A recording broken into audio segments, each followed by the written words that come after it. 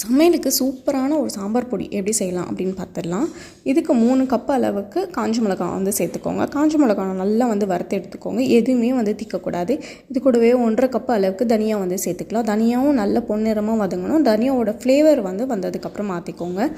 வெந்தயம் வந்து 2 டீஸ்பூன் அளவுக்கு சேர்த்து இதையும் நல்லா வந்து கலர் மாறினோன்னு வறுத்து எடுத்துக்கோங்க.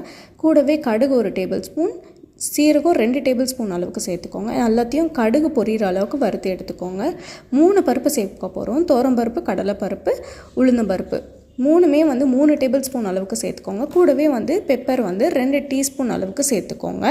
இது எல்லாத்தையும் சேர்த்துட்டு நல்ல ஒரு ஃபைன் கோஸ் பவுடராக வந்து நம்ம வந்து கிரைண்ட் பண்ணி எடுக்க போகிறோம். முதல்ல காஞ்ச மிளகாய் போட்டு அரைச்சி எடுத்துக்கோங்க. அதுக்கப்புறமா வறுத்து வச்சுருக்க பருப்பு எல்லாத்தையும் சேர்த்துட்டு ஒரு ஃபைன் பவுடராக அரைச்சி எடுத்துக்கோங்க. இதில் சாம்பாரில் மிளகாத்தூள் சேர்க்கும் போது இது 1 டீஸ்பூனும் இது சமைச்சு பாருங்கள். டேஸ்ட்டு சும்மா சூப்பராக இருக்கும். ட்ரை பண்ணி பார்த்துட்டு எப்படி இருந்ததுன்னு கமெண்ட்ஸில் சொல்லுங்கள். தேங்க்ஸ் ஃபார் வாட்சிங்.